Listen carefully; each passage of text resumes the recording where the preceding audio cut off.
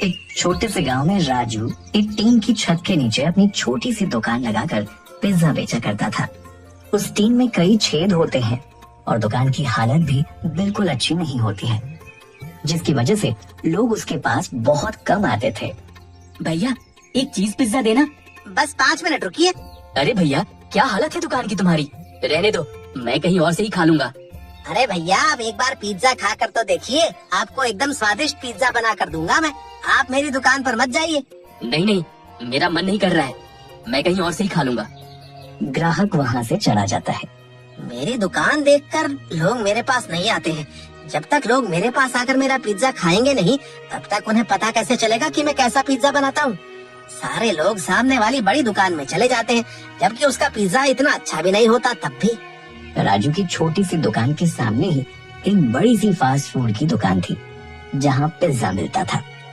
दुकान बहुत अच्छी और साफ होने की वजह से सभी पहले उसी के पास पिज्जा खाने आते थे, और वो दुकानदार भी राजू की दुकान और उसके पिज्जा की बहुत बुराई करता था।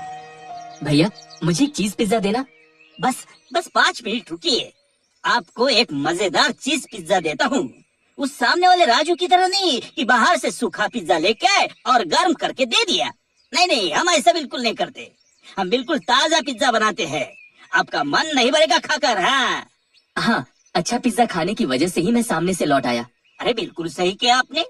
उसकी दुकान देखिए कितनी छोटी सी है, उसमें भी टीन में छेद है जिनमें से बारिश में पानी गिरता है और धूल मिट्टी भी, और वो भी वही पिज्जा आपको सबको खिला देता है।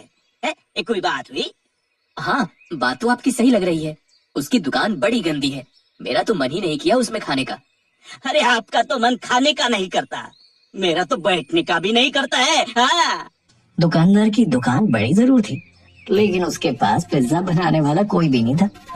वो खुद ही जैसे तैसे थोड़ा बहुत पिज्जा जैसा बना लिया करता था, इसीलिए ग्राहक को पिज्जा में मजा नहीं आता है। भैया जी पिज्जा में मजा नहीं आ रहा है, और ये थोड़ा कड़क भी है। हाँ, लेकिन अरे भैया अब ये शहर की चीजें हैं, गांव में एकदम शहर जैसी थोड़ी ना मिल पाती है। हाँ, वैसे कोई कमी नहीं लगेगी आपको। अब आप खुद ही बताइए, उस दुकान से तो अच्छा ही है ना। अब आप वहाँ पर खाते तो आपको खराब और बासी पिज्जा मिलता, कम से कम मेरा पिज्जा ताजा तो है। हाँ ठीक है, चल जाएगा। इसी तरह दुकानदार राजू की खूब बुराई करता और ग्राहकों को अपनी बातों में लुभा लेता। पिज्जा अच्छा न होने के बावजूद भी ग्राहक उससे कम ही शिकायत कर पाते थे, क्योंकि उन्हें लगता था कि वो अच्छी दुकान में है तो दुकानदार से क्या ही कहें। और उधर राजू का बुरा हाल था। ना कल कोई पिज्जा बिका था, ना आज कोई पिज्जा बिका है। 2 दिन से कुछ भी कमाई नहीं हुई है। ऊपर से जो माल मैं लेकर आता हूँ वो वापस फेंकना पड़ता है। मेरा तो बस नुकसान ही नुकसान हो रहा है। इस तरह तो मैं ज्यादा दिन नहीं चला पाऊंगा। भगवान मेरी मदद करो। वहीं पास ही के एक शहर में विक्रम नाम का एक कैंटीन वाला था, जो एक अच्छे ऑफिस में कैंटीन चलाया करता था, और लगभग सारा ही दिन ऑफिस के लोग उसकी कैंटीन पर कुछ न कुछ खाने आते रहते थे। एक आदमी आता है। एक पिज्जा दे दो। पिज्जा तो नहीं है। पिज्जा नहीं है? कैंटीन में पिज्जा तो रखा ही करो। उस आदमी के जाने के बाद विक्रम सोचता है, पिछले 2 महीने से रोज ही लोग पिज्जा खाने आते हैं और लौट जाते हैं। अब मेरे पास तो कोई पिज्जा बनाने वाला है नहीं, जिस वजह से मेरा नुकसान हो रहा है। क्यों ना मैं गांव से ही किसी पिज्जा वाले से रोज पिज्जा लाकर गर्म करके इन लोगों को खिलाऊं। इससे मेरा नुकसान भी थोड़ा कम होगा और फिर मेरी कैंटीन पर ज्यादा लोग भी आएंगे। हाँ, मैं कल ही गांव जाकर पिज्जा वाले को ढूंढता हूँ। विक्रम अगले ही दिन गांव में पिज्जा की दुकानें ढूंढने लगता है, और सबसे पहले उसकी नजर राजू की दुकान पर पड़ती है। कहिए साहब, कौन सा पिज्जा लगा दूं? मेरे पास कई तरह के पिज्जा हैं और वो भी सही दामों पर। आपको गरम गरम और ताजा पिज्जा खिलाऊंगा। बताइए कौन सा पिज्जा लगाऊं? उसकी दुकान की हालत देखकर विक्रम मन में सोचने लगता है, क्या हालत है इसकी दुकान की। टीन के छज्जे में छेद हो रखे हैं और आसपास सफाई भी ज्यादा नहीं है। इसे कहाँ ही पिज्जा बनाना आता होगा। इसने तो शौक शौक में ही अपनी दुकान खोल ली होगी। नहीं नहीं, मैं इससे पिज्जा लेकर अपना क्रेडिट खराब नहीं कर सकता। कैसा पिज्जा बनाता होगा ये। नहीं नहीं, मैं इससे पिज्जा नहीं लूंगा। बताइए साहब, कौन सा पिज्जा बना दूं आपके लिए? नहीं नहीं, मुझे कोई भी पिज्जा नहीं चाहिए। मैं तो बस यूं ही रुक गया था। विक्रम सीधा सामने वाले दुकान की ओर चला जाता है और ये देख राजू को बहुत बुरा लगता है। शायद मेरी दुकान की हालत देखकर ये चले गए हैं, लेकिन मैं भी क्या करूं, मेरे पास इतने रुपए भी तो नहीं है कि मैं कोई अच्छी दुकान ले सकूं। जैसे तैसे तो मैंने ये टीन का छज्जा लेकर यहाँ अपनी जगह बनाई है। भगवान कुछ तो साथ दो मेरा। विक्रम बड़ी दुकान पर पहुंचता है और दुकान देखकर खुश हो जाता है। इतनी बड़ी अच्छी और साफ सुथरी दुकान है इसकी। इसके यहाँ का पिज्जा तो लाजवाब होगा ही। क्या ही खाकर देखना, सीधे ऑर्डर ही दे देता हूँ। हाँ, अरे आइए आइए, कहिए क्या लेंगे आप? मुझे तुम्हें एक पिज्जा का ऑर्डर देना है। हाँ साहब, हाँ बताइए कौन सा पिज्जा चाहिए आपको? नहीं नहीं, मुझे अभी कोई पिज्जा नहीं चाहिए। मुझे तो कल से हर रोज सुबह 20 पिज्जा चाहिए अपनी कैंटीन के लिए। बताओ तुम ये ऑर्डर पूरा कर पाओगे या नहीं? 20 पिज्जा सुनते ही दुकानदार का मन बड़ी खुशी से झूम उठता है। अरे हाँ हाँ साहब, क्यों नहीं, मेरे पास तो पिज्जा के बहुत कारीगर हैं। मैं सुबह आपको पिज्जा भिजवा दिया करूँगा। हाँ, सुबह सुबह बिल्कुल। ठीक है, कल सुबह इस पते पर पिज्जा भिजवा देना। हाँ, ठीक है ठीक है। विक्रम चला जाता है। दुकानदार बड़ा ही खुश हो जाता है। देखा देखा बड़ी दुकान होने का फायदा। कैसे मुझे झट से इतना अच्छा ऑर्डर मिल गया। और वो देखो राजू को दिन में एक पिज्जा बेचने के लिए बेचारा सुबह से शाम तक बैठा रहता है, लेकिन एक भी आदमी उसके पास पिज्जा लेने नहीं जाता। अब मैं रोज ये 20 पिज्जा का ऑर्डर पूरा करूंगा, फिर मुझे और बड़े ऑर्डर मिलेंगे और मैं और बड़ी दुकान बना लूंगा। हाँ, लेकिन दुकानदार के पास पिज्जा बनाने वाला कोई नहीं था और इसीलिए वो सुबह सुबह अकेला ही पिज्जा बनाने लगता है। समय की कमी होने की वजह से वो जल्दी जल्दी सारे पिज्जा बना देता है और 20 पिज्जा बनते ही विक्रम के यहाँ पिज्जा लेकर पहुँच जाता है। मैं इंतजार ही कर रहा था। अच्छा हुआ जो तुम पिज्जा लेके आ गए। अच्छे पिज्जा बनाए हैं तो थोड़ा समय लग गया। हाँ, मुझे भी ये पिज्जा अपनी कैंटीन में बेचने के लिए ही चाहिए और मुझे यकीन है कि तुम अच्छे ही पिज्जा लाए होगे। दुकान बड़ी और अच्छी जो है तुम्हारी, इतना भरोसा तो है मुझे तुम पर। विक्रम पिज्जा दिखता नहीं है और सारे पिज्जा ऐसे ही अंदर कैंटीन में भिजवा देता है। ये लो तुम्हारे इस ऑर्डर के रुपए, और अब से मैं तुम्हें ही पिज्जा के ऑर्डर दिया करूंगा। दुकानदार मन ही मन बहुत खुश होता है। वो छोटी दुकान वाला क्या है मेरे आगे टिकना था। अब देखना, धीरे धीरे मैं अपनी दुकान को ऐसा बनाऊंगा कि उसकी दुकान पूरी तरह खत्म हो जाएगी। हाँ। उधर विक्रम की कैंटीन में हर समय ही ऑफिस के कोई ना कुछ खाने के लिए आते रहते थे। आज पिज्जा मिलेगा या नहीं? आज तो खास आपके लिए ही पिज्जा रखा है, लीजिए।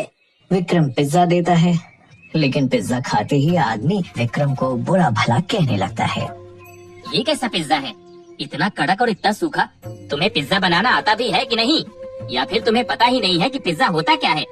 तुम खुद ही खाओ ये पिज्जा और मुझे मेरे रुपए वापस कर दो। विक्रम पिज्जा खाकर देखता है, वो बहुत ही खराब होता है। विक्रम गुस्से में दुकानदार के पास पहुंच जाता है। ये कैसा पिज्जा बनाया है तुमने? तुम्हारे पिज्जा की वजह से मेरी कैंटीन में कितनी बेइज्जती हुई। मुझे ग्राहक को रुपए तक वापस लौटाने पड़ गए। इतना खराब पिज्जा बनाया था तुमने, बस दुकान बड़ी बना ली है तुमने। अरे अरे ऐसा क्यों कहते हो? मेरा पिज्जा यहाँ पे नंबर 1 है। देखो बाकी लोग भी तो खा रहे हैं और सब मेरा ही पिज्जा खाते हैं। ये कोई पिज्जा है? ऐसा लग रहा है जैसे सूखा ब्रेड खा रहे हो। पिज्जा का मतलब पता है तुम्हें? कभी खाया है तुमने पिज्जा? आपको पिज्जा तभी देख लेना चाहिए था, तब आप कोई खराबी बताते तो मैं मान लेता। वो सब मुझे नहीं पता, अब तुम मेरे रुपए वापस करो। तभी वहाँ एक ग्राहक जो पिज्जा खा रहा होता है वो भी शिकायत करने लगता है। सही कह रहे हैं, तुम्हारा पिज्जा बहुत सख्त और सूखा हुआ है। लेकिन आपको तो मैंने अभी अभी ताजा पिज्जा बनाकर खिलाया है ना, तो फिर इसी से पता चलता है कि तुम्हें पिज्जा बनाना नहीं आता। नहीं, मैं रुपए वापस नहीं करता। विक्रम उसे बचे हुए पिज्जा वापस करते हुए कहता है, चुपचाप अपने ये बेकार पिज्जा वापस लो और मुझे मेरे रुपए दो, वरना मैं अभी आसपास के लोगों को बुला लूंगा। देखो अब इससे ज्यादा नहीं सुनूंगा। ये लीजिए आपके रुपए। हाँ लीजिए। मुझे भी रुपए वापस करो। दुकानदार दोनों को रुपए वापस करता है। विक्रम रुपए लेकर दुकान से निकल जाता है। ये पिज्जा वाला तो बिल्कुल बेकार निकला, लेकिन मुझे अब कोई दूसरा पिज्जा वाला ढूंढना पड़ेगा। बहुत सारे लोग आते हैं पिज्जा खाने को, मैं इतना नुकसान नहीं होने दूंगा। क्यों ना इस छोटी दुकान का पिज्जा खाकर देखा जाए, क्या पता इसका पिज्जा अच्छा हो। विक्रम राजू की दुकान पहुंचता है। कहिए साहब, कौन सा पिज्जा लगा दूं? अच्छा और स्वादिष्ट पिज्जा खिलाऊंगा मैं आपको। हाँ हाँ ठीक है, कोई सा भी एक पिज्जा लगा दो। राजू विक्रम को पिज्जा बनाकर देता है। पिज्जा विक्रम को बहुत ही स्वादिष्ट लगता है। राजू का पिज्जा बहुत अच्छा होता है। विक्रम जल्द ही सारा पिज्जा खत्म कर देता है और कहता है, वाह क्या पिज्जा बनाया है तुमने, एक और पिज्जा बनाओ मेरे लिए। बिल्कुल साहब, अभी बना देता हूँ। इतना स्वादिष्ट पिज्जा बनाना कहाँ से सीखा तुमने? ये तो बिल्कुल शहर जैसा है। बस साहब, जीवन जीने के लिए मुझे कुछ तो सीखना ही था, तो ये पिज्जा बनाना सीख लिया। वो विक्रम को एक और पिज्जा देता है। पिज्जा खाकर विक्रम कहता है, सुनो, मैं एक कंपनी में कैंटीन चलाता हूँ। उस कैंटीन में लोगों को अलग अलग तरह का खाना मिलता है, लेकिन मेरी कैंटीन में पिज्जा नहीं होता है, जिस वजह से काफी सारे ग्राहक लौट जाते हैं। मैं चाहता हूँ कि तुम रोज सुबह मुझे 20 पिज्जा भेज दिया करो। माफ करना साहब, लेकिन पिज्जा ताज़ा बना हुआ ही अच्छा लगता है। विक्रम थोड़ा सोचता है। अभी मेरे पास एक पिज्जा बनाने वाली जगह खाली है, क्यों ना मैं इसे अपनी कैंटीन में ही रख लूं? ठीक है, तो फिर तुम कल से मेरी कैंटीन में पिज्जा बनाया करना और लोगों को ताज़ा और स्वादिष्ट पिज्जा खिलाना। पिज्जा का जो भी मुनाफा होगा उसका आधा मैं तुम्हें दे दिया करूँगा। विक्रम की ये बात सुनते ही राजू बहुत खुश होता है। उसे लगता है जैसे कि उसकी किस्मत खुल गई हो। हाँ हाँ साहब, मैं आपके लिए पिज्जा बना दूंगा, लेकिन तुम तो अपनी दुकान चलाते हो, तुम कैसे मेरी कैंटीन को समय दोगे? मेरी कैंटीन सुबह 9 बजे से रात के 8 बजे तक चलती है। कोई बात नहीं साहब, मैं आपकी कैंटीन में काम कर लूंगा। कैंटीन से लौटकर 2 घंटे के लिए मैं अपनी दुकान चला लिया करूंगा। तो चलो तुम मेरे साथ मेरी कैंटीन एक बार चलकर सब देख लो और कल से काम पर आ जाना। राजू खुशी खुशी विक्रम के साथ उसकी कैंटीन चल देता है। इतने दिनों का राजू का संघर्ष रंग लाता है और उसकी मेहनत लगन की वजह से उसे अच्छा काम मिल पाता है।